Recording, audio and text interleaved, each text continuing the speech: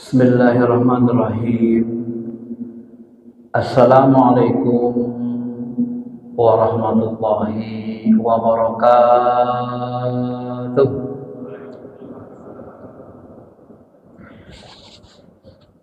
Alhamdulillahi hamdan na'imin. Ashhadu an la ilaha illallah Rabbuna Rabbul Arsyil Azim. Wa asyhadu anna Muhammadar Rasulullah Sayyiduna Sayyidil Mursalin. Allahumma salli ala Habibina Syafi'ina Muhammadin wa ala alihi wa sahbihi ajma'in. Amma ba'd.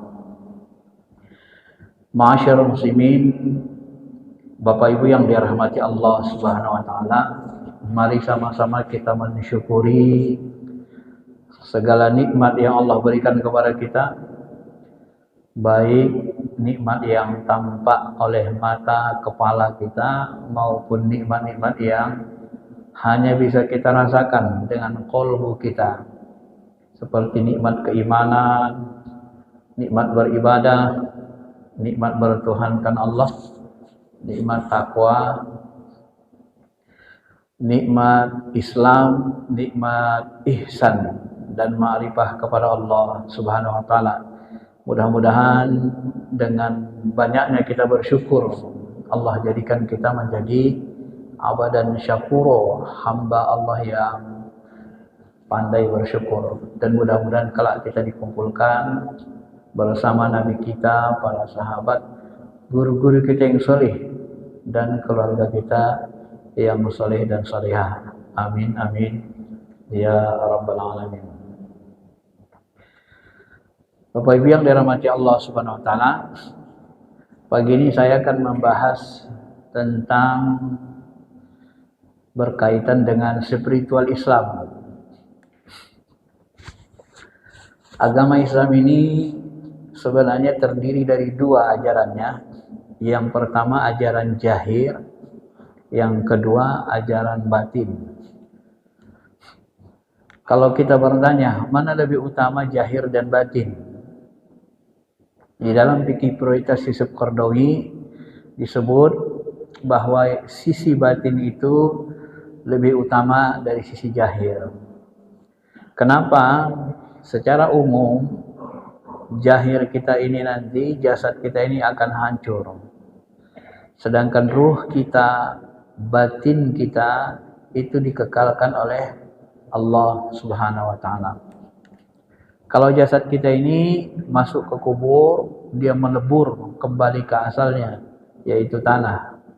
Ruhani kita tetap di alam ruh, dia mendapat siksa kalau dia durhaka, dan dia mendapat kenikmatan kalau dia taat kepada Allah Subhanahu wa taala.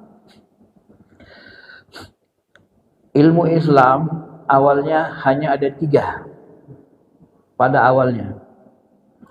Pada waktu Jibril datang menjumpai Nabi SAW, lalu Jibril sekaligus memberikan pengajaran kepada sahabat, bertanya dengan 3 hal.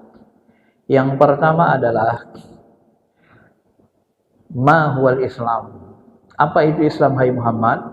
Lalu Nabi Muhammad menjawab, Islam itu ada 5. Antashhadu an la ilaha illallah wa anna Muhammadar Rasulullah wa tuqimus shalah wa tu'tiyaz zakah wa tasumu Ramadan wa tahajjal bait man istata'a ilaihi sabila. Jadi syahadat, salat, puasa, zakat, haji bagi yang mampu, inilah yang disebut ulama dengan rukun Islam. Ilmu rukun Islam ini Bapak Ibu yang dirahmati Allah, ketika dia dibahas secara rinci oleh ulama, nanti lahirlah namanya ilmu fikih Islam.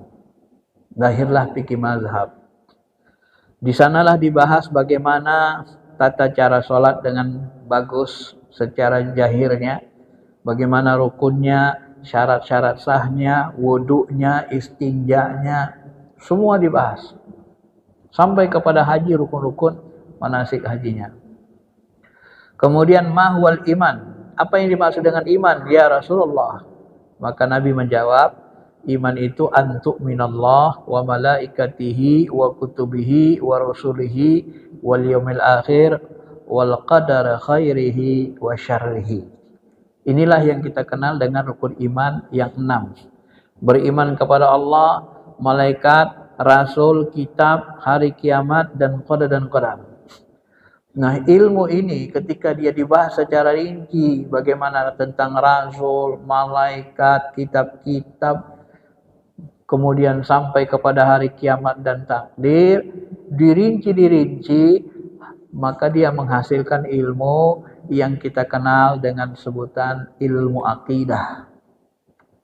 Ketika ilmu akidah ini bersentuhan, menyebar ke Persia, ke Romawi, ke negara-negara Eropa yang akal mereka itu tersentuh dengan filsafat, tersentuh dengan pemikiran-pemikiran modern pada masanya, maka ilmu tasawuf, ilmu kalam ini, ilmu akidah ini berubah nama menjadi ilmu kalam. Jadi ilmu kalam itu sama ilmu akidah. Ya. Setelah itu apa yang terjadi lagi? Nah, yang ketiga, Jibril bertanya, "Ma huwal ihsan?" Apa yang dimaksud dengan ihsan? Ihsan itu anta budallah ka'annaka tarah.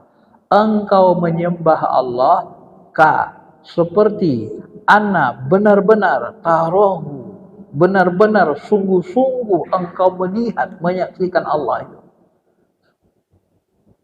Inilah sebenarnya ihsan itu. Dan ihsan inilah yang mau dibentuk dari sholat. Kalau ihsan ini bisa kita bentuk dari sholat yang kita lakukan kepada Allah, maka nanti muncullah rasa dekat, muncullah rasa cinta, muncullah nanti ketundukan, kekhusyuan, tunduk patuh kepada Allah. Kalau sudah seperti ini pengaruh sholat, maka nanti sholat kita, inna sholata tanha anil fahsya'i wal munkar, maka mampulah sholat itu mencegah kita dari perbuatan keji dan mungkar. Dan yang pertama kali dihisab nanti, inna awwalu ma yuhasabu al-amalu bihil abdu. Yang pertama amalan seorang hamba dihisab adalah sholatuhu. Fa in shohat faqad aflaha wa anjah. Kalau sholatnya bagus, benar, sukses, berhasil. Yang lain itu ngikut. Kenapa? Karena kalau sholatnya sudah benar, dia pasti tanha anil fahsya'i wal munkar. Dia pasti tercegah dari perbuatan keji dan mungkar. Tapi kalau sholatnya tidak benar, bagaimana sholat yang tidak benar itu? Ya, sholat yang tak benar itu dari sisi fikih rukun syaratnya tidak benar, tidak sah.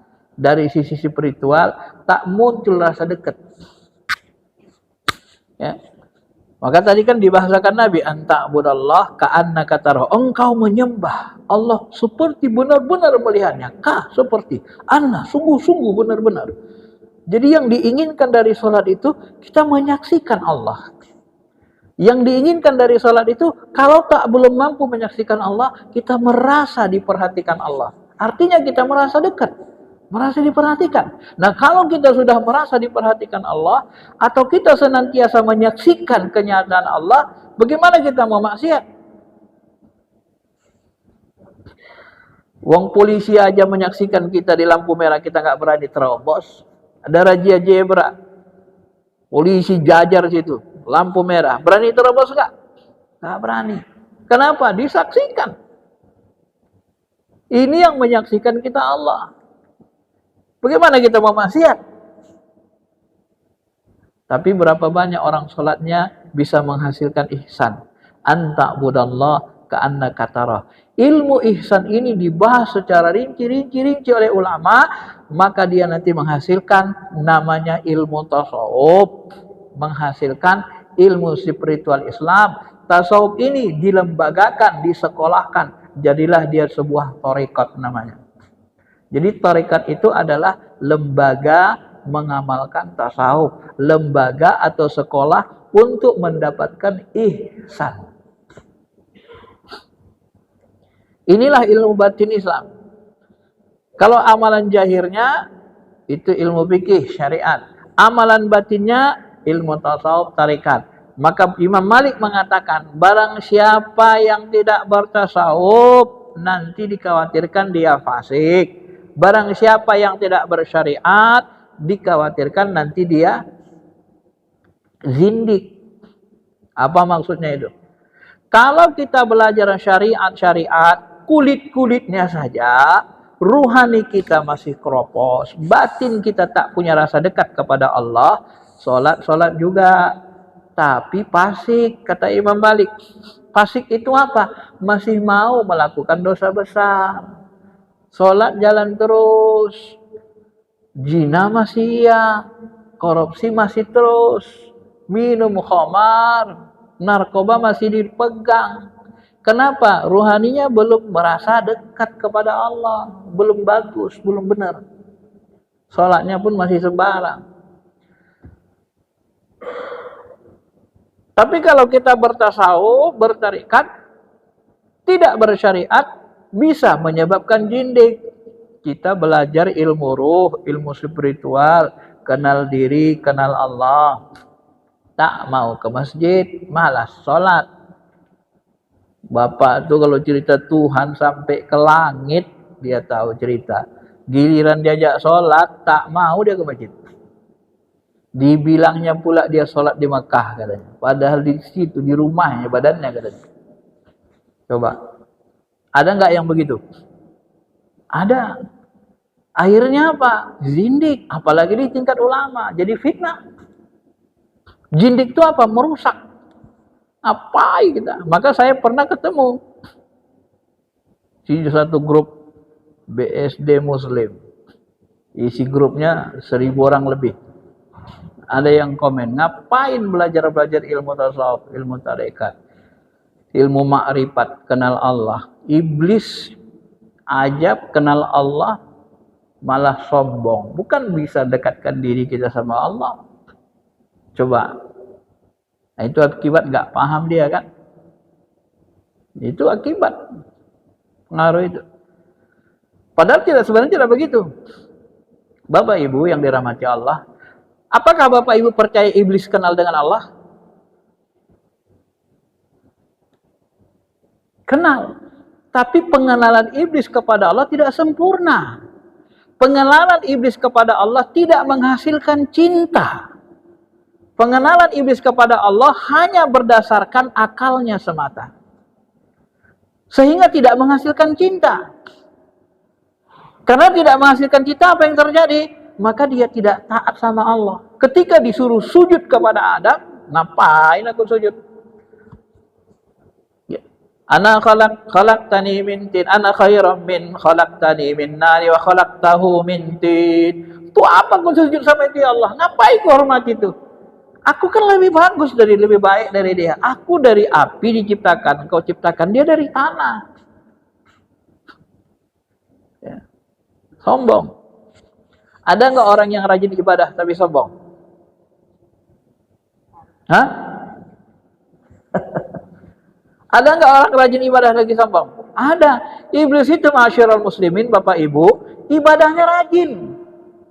Ibadahnya rajin, zikirnya kuat, naik derajatnya sampai derajatnya itu hampir setara dengan malaikat besar. Jibril, Mikail, dia jadi pemimpin, tokoh di sorga. Saking banyaknya ibadahnya. Tapi ma'rifatnya tak sempurna. Ya. Nggak sempurna. Kalau ma'rifatnya sempurna, dia menghasilkan cinta. Kata Imam Al-Ghazali, apabila orang sudah kenal benar-benar kepada Allah, maka dia akan jatuh cinta kepada Allah. Kalau sudah cinta kepada Allah, tunduknya penuh, patuhnya penuh. Iblis nggak punya cinta. Dia main agama, main akal aja itu, nggak main kolbu. Maka yang pertama kali menggunakan nalar logika, kata Imam Ja'far Shadiq, adalah iblis. Gara-gara itulah dia tidak mau menggunakan kias sembarangan. Kenapa? Karena yang pertama menggunakan kias analogi itu iblis, menakal. Kalau ilmu tasawuf, ilmu tarekat, spiritual itu menggunakan kolbu, menggunakan ruh, rasa. Nah, begitu dia. Itu bedanya. Maka makrifat para nabi, makrifat para rasul, makrifat para wali, orang-orang yang bagus imannya, itu lebih tinggi daripada makrifat iblis. Maka dalam kitab Ma'rifat Syekh Ijuddin bin Abdissalam itu dijelaskan, dikutip melalui riwayat, hai Nabi Daud, hei Daud, bagaimana cara engkau memakrifatiku, kata Allah. Ya Allah, aku mengenalimu dengan mengenali diriku bahwa aku ini lemah, tidak berdaya. La haula wala quwata illa billah. Dan aku mengenali dirimu dengan maha kuasa, maha perkasa, maha agung. Lalu Allah menjawab, itulah makrifat yang sempurna. Makrifat sempurna apa? Ya kita merasa kita hamba, tak berdaya. Bukan merasa sombong. Maka untuk mencapai makom makrifat yang sempurna nanti, kita harus melalui fase-fase spiritual. Fase yang tertinggi adalah setelah rasa cinta, rasa dekat, muncul rasa cinta, baru fana. Inilah yang dibahasakan Allah dalam hadis qudsi. Kata Allah, "Wa ma taqarraba ilayya 'abdi mimma aftaratu 'alaihi." Tidak ada yang paling kucintai dilakukan hambaku untuk mendekatkan diri kepadaku kecuali mengamalkan amalan ibadah fardu. Jadi kita mengamalkan amal ibadah fardu ini untuk apa? Taqarrub. Muncul rasa kedekatan, akrab dengan Allah. Yang sedihnya kita, mohon maaf, 10 tahun sholat, 20 tahun ibadah, 30 tahun melaksanakan ibadah mahdoh. Rasa dekat dengan Allah saja nggak muncul. Jangankan cinta, rasa dekat pun tak punya. Bapak Ibu ngerasa nggak itu? Kok bisa-bisanya kita ibadah 10, 20, 30 tahun rasa dekat ke Allah nggak muncul? Maaf, kita dekati wanita, setahun 2 tahun aja sudah jatuh cinta. Ini dekati Allah 10 tahun gak cinta-cinta. Gimana cara ibadahnya itu? Kenapa bisa begitu? Ya karena tidak beribadah dengan benar. Spiritualnya tidak diolah. Tidak ada yang menuntun. Ini salah satu kelemahan kita umat Islam.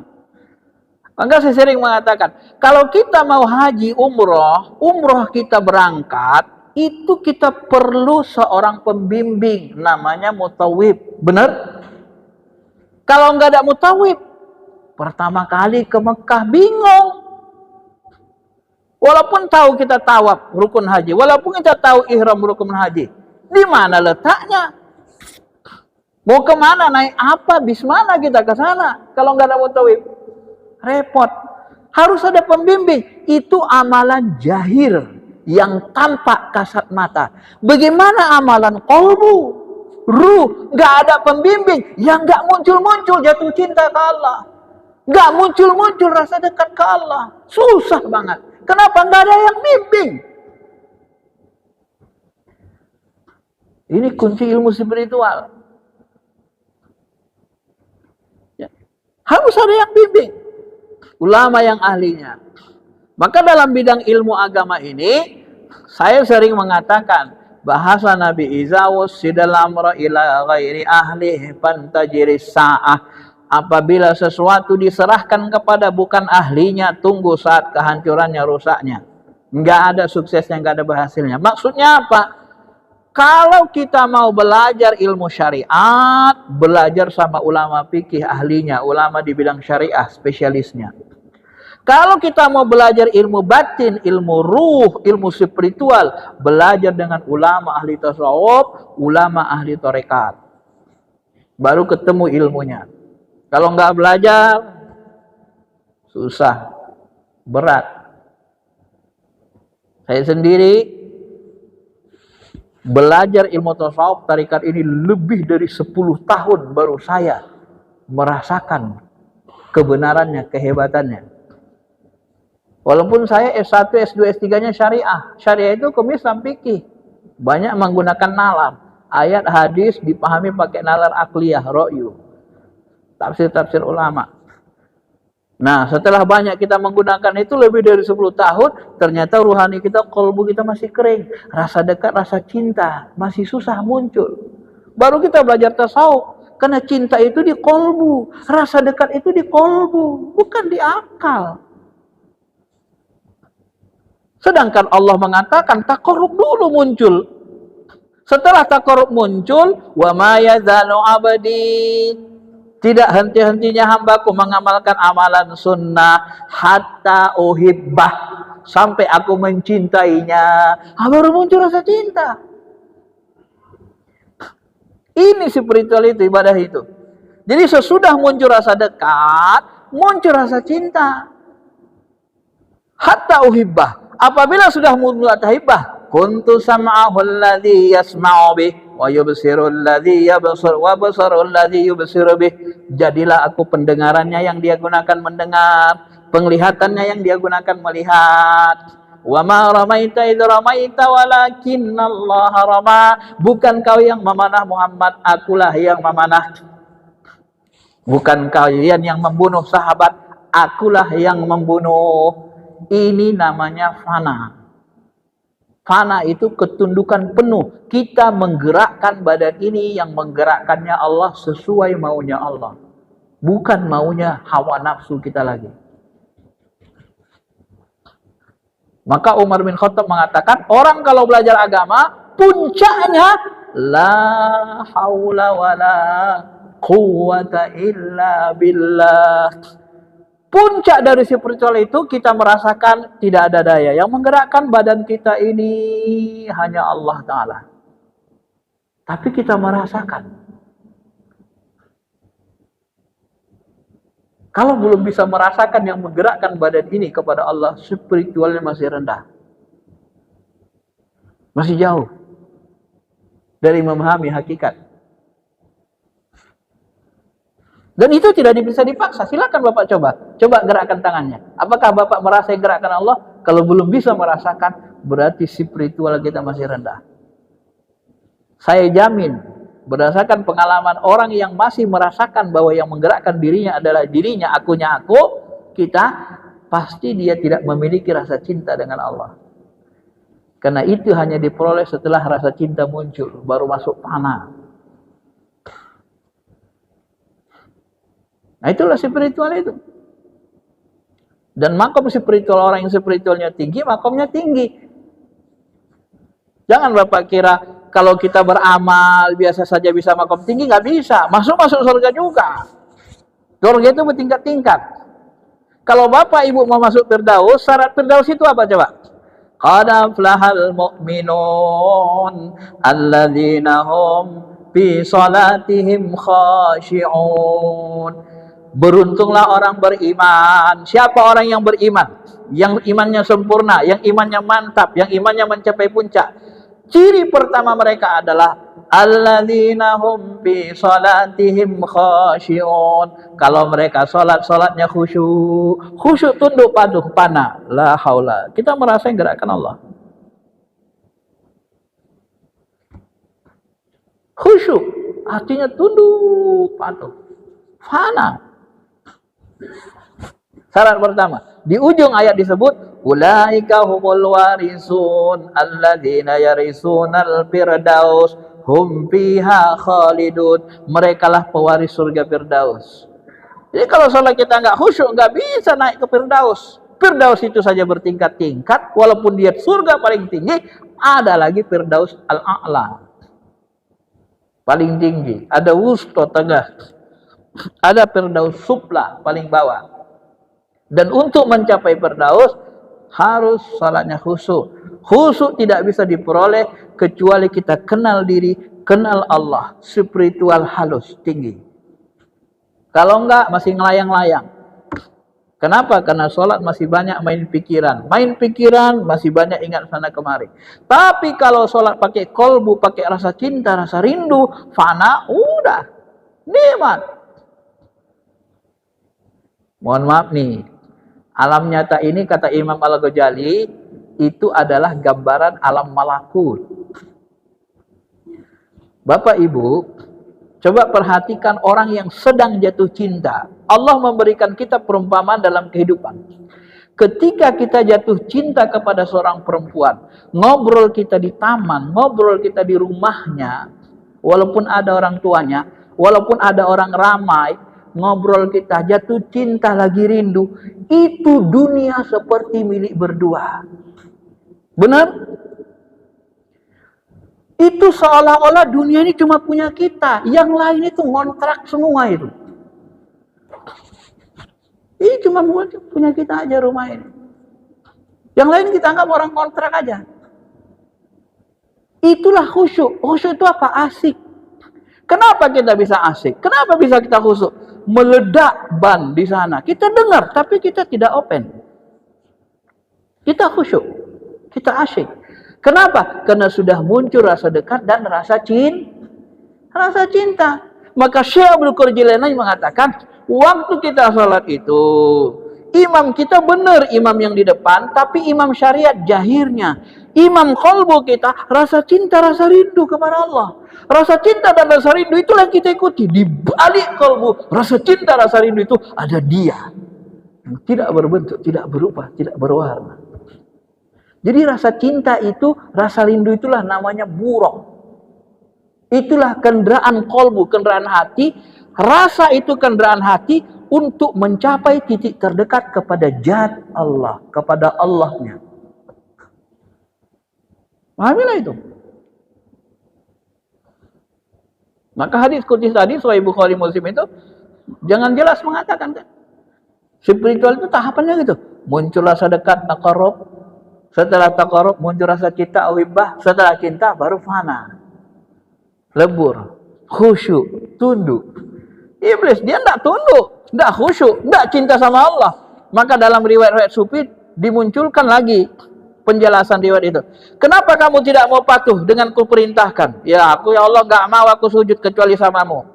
Pokoknya kalau gak samamu gak mau aku sujud. Sama Adam, malaikat apa semua gak mau aku sujud. Apa jawab Allah? Yang nyuruh sujud itu kan aku, bukan malaikat, bukan orang lain. Kecuali orang yang nyuruh kan aku. Kalau kamu memang cinta patuh sama aku, ya ikutilah mauku. Bahasa sederhananya kan gitu, Pak. Nah, tapi iblis main akal ya. Kesalahannya dia kelibatnya kalakalan. Karena dia sombong, dia iri. Dari sini kita paham, iblis itu beramal buat apa? Mencari derajat. Beramal buat apa? Mencari kedudukan. Ketika kedudukannya di surga dikalahkan Nabi Adam, dia sombong, dia tidak mau taat sama Allah. Coba perhatikan, berapa banyak orang yang sholat, puasa, zakat, haji, mencari derajat.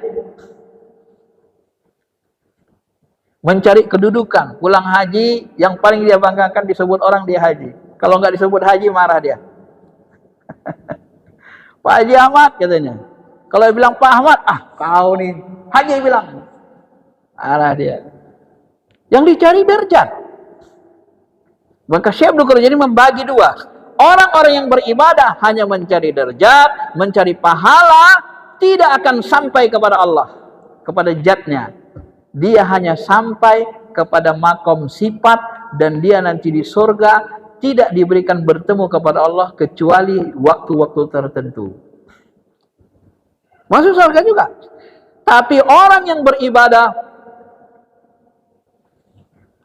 man kana yarju liqa'a rabbih falyamal amalan salih wa la yusyrik bi ibadati rabbih ahada. Ini kunci tasawuf, kunci spiritual, kunci ilmu qalbu. Barang siapa mau liqa, man kana yarju liqa'a rabbih, barang siapa mau liqa, ketemu Allah, berjumpa Allah, menyaksikan Allah benar-benar nyata dalam pandangan mata hatinya, benar-benar nyata di hadapannya.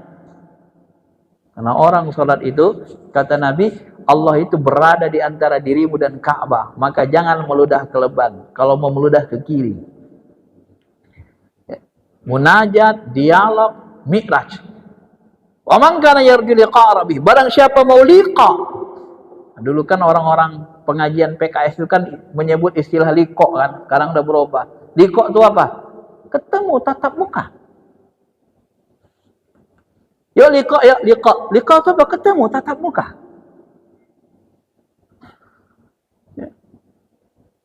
Barang siapa mau liqa kepada Allah, apa kuncinya? Falyamal amalan salih. Hendaklah dia beramal soleh. Salat, puasa, zakat, yang lain-lain. Sedekah. Itu pertama, kunci pertama. Kunci kedua apa? Wala yusyrik bi'ibadati rabbih ahada. Tidak boleh menserikatkan, tidak boleh menginginkan dari ibadah makhluk itu kecuali Allah. Kecuali ridha Allah, tidak boleh lebih dari itu. Nah, ini beratnya Pak, makanya tidak sedikit sekali orang yang bisa mengenal Allah dengan sempurna. Kenapa? Kita beribadah ini banyak menginginkan supaya lapang rezekiku, sholat duha laku, supaya tenang hatiku, supaya begini nanti, supaya patuh istriku, supaya patuh anakku, supaya contoh anakku, supaya dibilang orang aku alim, supaya ini, supaya ini. Yusyrik. Masih ada sekutu di situ selain Allahnya. Kalau orang beribadah masih ada musyrik, ada kesyirikan kecil sekalipun, tidak karena Allah, ridha Allah, maka dia tidak akan liqa, tidak akan kolbunya tidak akan kebuka. Bisa menyaksikan Allah sangat nyata. Ini kunci. Maka untuk mencapai derajat yang paling tinggi di makam Allah, beramal dengan ikhlas. Kalau orang sudah mampu beramal dengan ikhlas, makomnya sempurna. Iblis pun mengatakan, ya Allah, aku akan sesatkan seluruh hamba-hambamu nanti. Beri aku hidup. Illal mukhlasin, illa ibadikal mukhlasin, kecuali hamba-hambamu yang ikhlas. Kalau ikhlas aku nggak sanggup. Nyerah dia. Kenapa? Ya bagaimana iblis mau menggoda orang ikhlas? Karena orang ikhlas ini kalbunya hanya tertuju ke Allah. Begitu hati kita hanya mengharapkan Allah, ridha Allah, iblis bingung. Mau kugoda ngapain? Kugoda dia supaya dapat cewek cakep, dia nggak mau. Kugoda dia supaya dapat harta banyak, nggak mau. Dia maunya Allah saja. Cuman aku cara godanya? Ini makom paling tinggi, mukhlasin. Nah, ini spiritual. Maka kata Pak Syekh, kalau mau kamu betul-betul kenal Allah, sampai wusul ma'rifatullah sempurna, tidak bisa kecuali ibadah dengan ikhlas. Baru sampai. Ini makanya ilmu tasawuf ini tinggi. Kalau kita orang biasa kan masih susah Pak. Paling sholat subuh nanti, sholat subuh laku, biar tenang hatiku, biar ini, macam masih banyak. Selain Allah itu tadi. Ya. Maka Rabi Adawiyah itu salah satu contoh dibuat Allah dalam sejarah orang yang sampai mencapai makom tinggi, kewalian yang tinggi. Ya Allah, jika aku beribadah ini karena pingin surgamu, ya, maka haramkan surga dari diriku. Jika aku beribadah karena takut nerakamu, masukkan aku ke nerakamu ya Allah. Aku beribadah ini semata-mata karena cinta. Kenapa dia sampai begitu? Karena dia beribadah ikhlas, tidak menginginkan apa-apa. Baru sampai ke makom cinta rindu itu, yang sebenarnya baru tinggi spiritualnya. Nah, itu rahasia perjalanan spiritual di dalam ilmu tasawuf. Maka Bapak Ibu yang dirahmati Allah Subhanahu Wa Taala, disinilah kita sebenarnya perlu mengasah spiritual kita dengan zikir supaya ikhlas. Sebab kalau kita bertuhan mengandalkan akal, ini nanti hanya sampai kepada ilmu yakin, ilmu akal secara yakin. Tapi kalau kita menyaksikan Allah dengan kolbu, barulah nanti kita sampai ke makom tertinggi namanya hakul yakin. Ya, kalau hanya bertuhan dengan mata, ainul yakin. Tapi kalau kita jalani dengan kolbu, kita pandang, kita akan menyaksikan banyak hal-hal yang luar biasa dalam kehidupan ini. Karena kita menyaksikan dengan kolbu. Dan kolbu itulah penyebab kita mulia atau tidak. Wa man kana fi hadhihi a'ma fahuwa fil akhirati a'ma wa adalla sabila. Siapa di dunia ini buta, maka di akhirat nanti lebih buta dan jalannya lebih sesat. Kenapa enggak buta? Enggak mau belajar.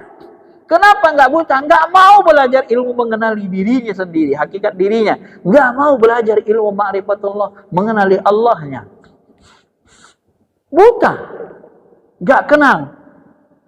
Maafnya nanti kalau kita mau meninggal, datang malaikat, nyabut nyawa kita, yang mana yang kita ikuti? Apakah malaikatnya datang, atau setannya iblis yang menggoda? Atau macam-macam? Macam mana kita mengenalinya itu? Ya. Bagaimana cara kita supaya ruh itu keluarnya enak dia? Sebenarnya semuanya di ilmunya. Ya, ilmunya salah satunya kita harus pasrah, tawakal. La haula. Serahkan ke Allah. Kalau semuanya kita serahkan ke Allah, tawakal, pasrah, la haula, sudah ringan. Cobaan hidup pun gitu. Kalau kita serahkan ke Allah, tawakal, pasrah, ingat Allah berikan jalan. Tapi kalau kita tidak pasrah, kita merasa hebat, kita akan terbebani. Ya. Kita akan terbebani.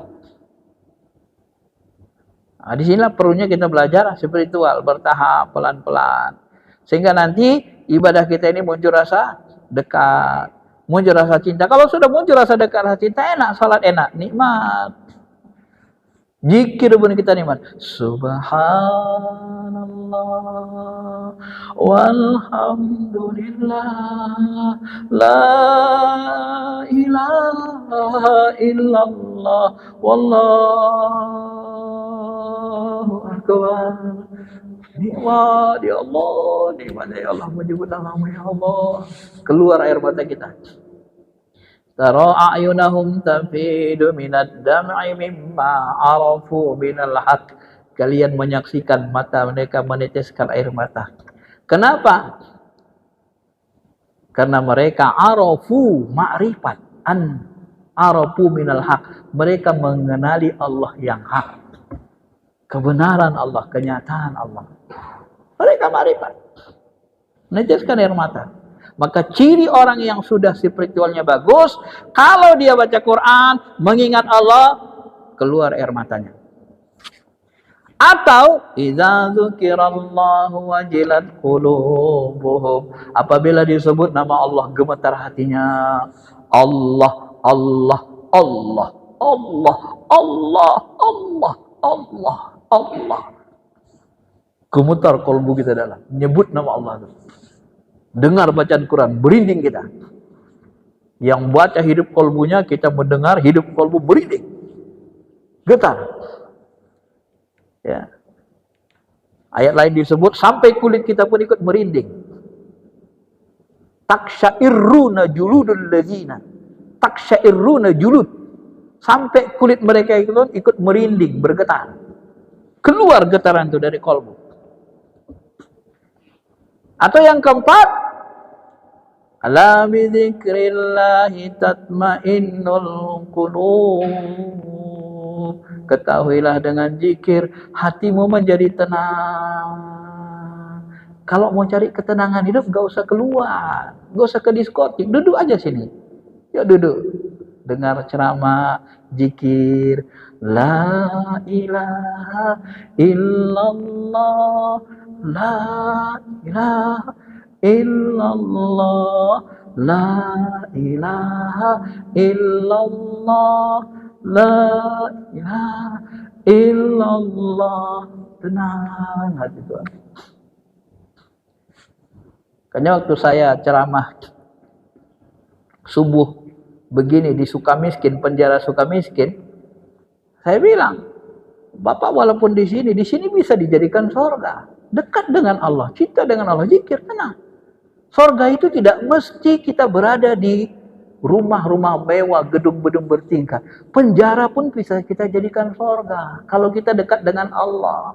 Kalau kita sudah punya rasa cinta, rasa rindu. Jangan Bapak mengira surga itu di akhirat aja. Dunia ini surga. Dunia ini banyak surganya. Sampai-sampai Ibnu Taimiyah bilang, barang siapa tidak menemukan surga di dunia, maka dia tidak akan ketemu surga di akhirat. Idza marartum biryadil jannah farta'u. Kalau kalian lewat di taman sorga, berhentilah. Apa taman sorga itu? Hilakaz zikir. Wa ma riyadul jannah ya Rasulullah. Taman sorga itu apa ya Rasulullah? Halakah. Hilakuz zikir. Halakah zikir. Halakah itu melingkar. Termasuk ini majelis taklim. Karena majelis taklim ini majelis zikir, digolongkanlah taman sorga. Maka demi Allah, kalau Bapak itikaf niatnya bagus, duduk di masjid terasa tenang nggak? Tahu Bapak Ibu kenapa merasa tenang kita di masjid? Wa anzalan sakinata fi qulubil mu'minin. Kami turunkan sakinah kepada hati orang beriman. Turun malaikat. Kata Nabi, majelis ta'lim, majelis zikir, malaikat itu turun mengepalkan sayapnya sampai ke langit. Nabi bisa lihat malaikat itu. Kita yang nggak bisa lihat. Ya. Nabi bisa lihat. Ramai malaikat. Maka sakinah itu, surga majelis taklim itu taman sorga. Berarti di balik taman pasti ada ya kan? Kan begitu bahasanya kan?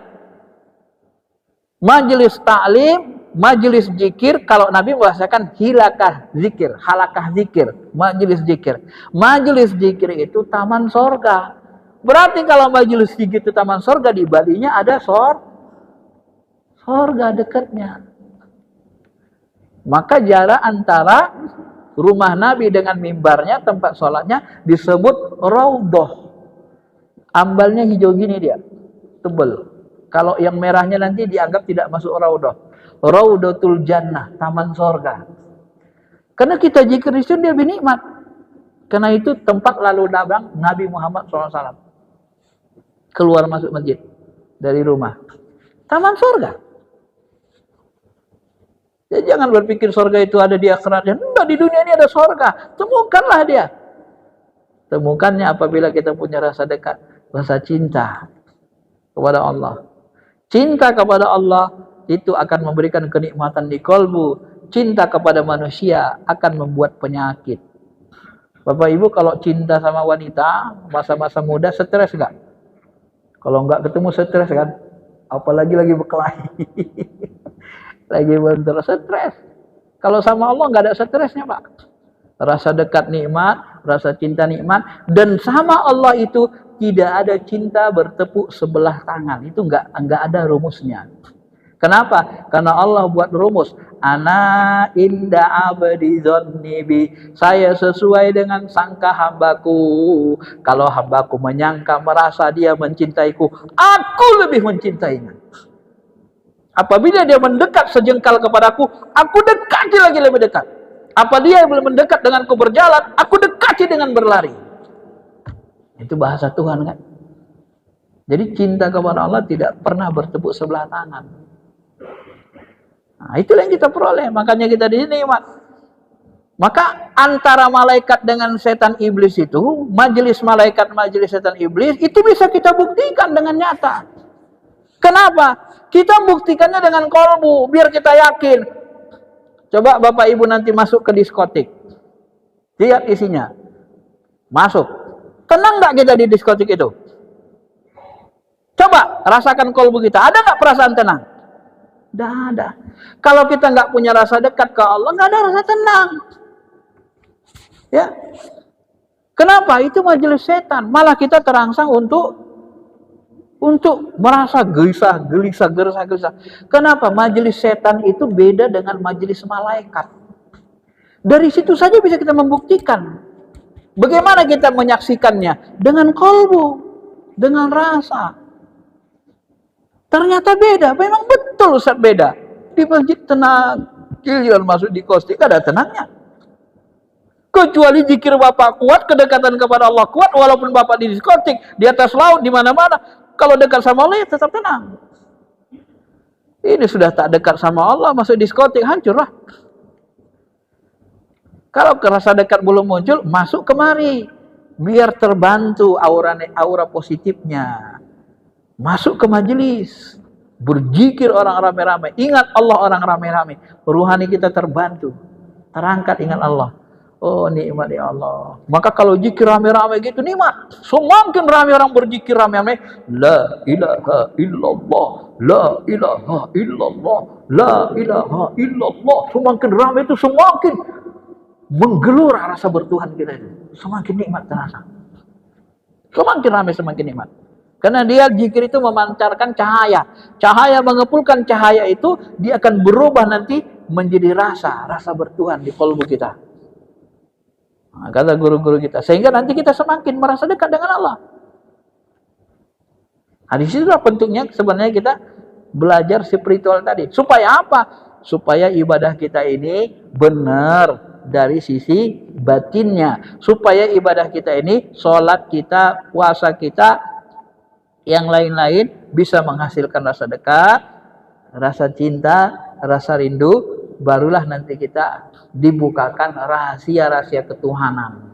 Maka orang yang paling kenal Allah, mengenal rahasia ketuhanan adalah orang-orang yang paling mencintai, merindui Allah Ta'ala.